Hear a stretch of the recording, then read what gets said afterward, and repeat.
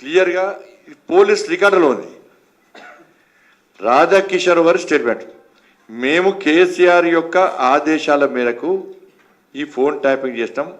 వాళ్ళు ఏ వ్యక్తుల పేరు చెప్తే ఆ వ్యక్తులు, ఏ లీడర్ల పేరు చెప్తే ఆ లీడర్లను మేము ఆ ఫోన్ నెంబర్ ఫోన్ ట్యాపింగ్ చేస్తామని చెప్పి పోలీస్ స్టేట్మెంట్లో, పోలీస్ విచారణలో రాధాకిషోర్ గారు ఒప్పుకున్నటువంటి స్టేట్మెంట్.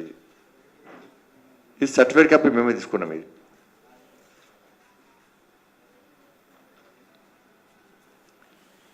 ఇది ఏ ఒక్క నేను కూడా బాధ్యత ఉన్నది. అలా ఫోన్ ట్యాపింగ్లో నేను బాధితున్నే, ప్రస్తుతం రాష్ట్ర ముఖ్యమంత్రి రేవంత్ రెడ్డి గారు కూడా బాధితులే.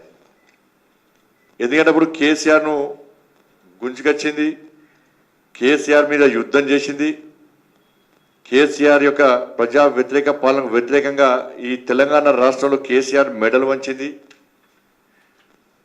ఫామ్ హౌస్లోకి వెళ్ళి గుంజుకొచ్చింది, ప్రజలు కష్టాలు ఉంటాయి, ఇబ్బందులు ఉంటాయి, వాళ్ళకి భరోసా కల్పించి కేసీఆర్ కుటుంబ పాలనను వ్యతిరేకంగా ఫైట్ చేసింది ఇలా నేనే. కాబట్టి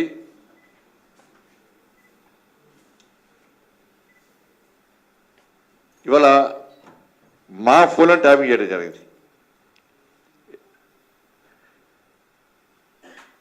ఎంత ఘోరం అంటే ఈ మధ్యన ఒక పోలీస్ అధికారి నాకు వచ్చాడు. వచ్చి పోలీస్ ఆయన చెప్పిన ప్రకారం, సార్ ఈ ఫోన్ ట్యాపింగ్ అనేది ఈ పార్లమెంట్ ఎన్నికలప్పుడు జరిగింది కాదు, ఇది అసెంబ్లీ ఎన్నికలప్పుడు జరుగుతూ ఉన్నది. దీనిలో ప్రధాన నీ ఫోన్ ట్యాప్ కూడా నీ ఫోన్ కూడా ట్యాపింగ్ చేసారు. మీ ఇంటి దగ్గరనే ఒక పెట్రోల్ బంక్ ఉంటుంది, ఆ పెట్రోల్ బంక్లో 2 వెహికల్స్ ఉంటాయి, ఇటు పక్కన ఖాళీ ప్లేస్ ఉంటుంది, టెంపుల్ ఉంటుంది, ఆ టెంపుల్ దగ్గర 2 వెహికల్స్ ఉంటాయి. మీ ఇంట్లో కుటుంబ సభ్యులతో పాటు మీ సిబ్బంది అందరిని కూడా అందరి ఫోన్ కూడా ట్యాపింగ్ చేసారు. ఎట్లా చేస్తారు అంటే నా ఫోన్ నెంబర్ సంబంధించి ఇంకో డబుల్ సిమ్, ఇంకో సిమ్ తీసుకొని ఇజ్రాయెల్ టెక్నాలజీతో దీన్ని పూర్తిగా ఫోన్లు వినే అవకాశం ఉంది. కాబట్టి దాని ద్వారా ఇది జరిగింది. అందుకే 317 జీవో అప్పుడు కానీ, TSPSA అప్పుడు కానీ మిమ్మల్ని అరెస్ట్ చేయడం ఇవన్నీ కూడా దానిలో భాగమేది.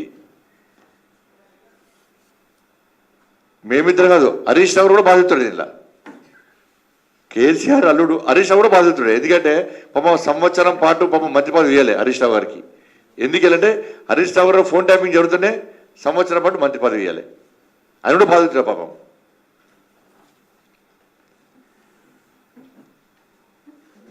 ఇది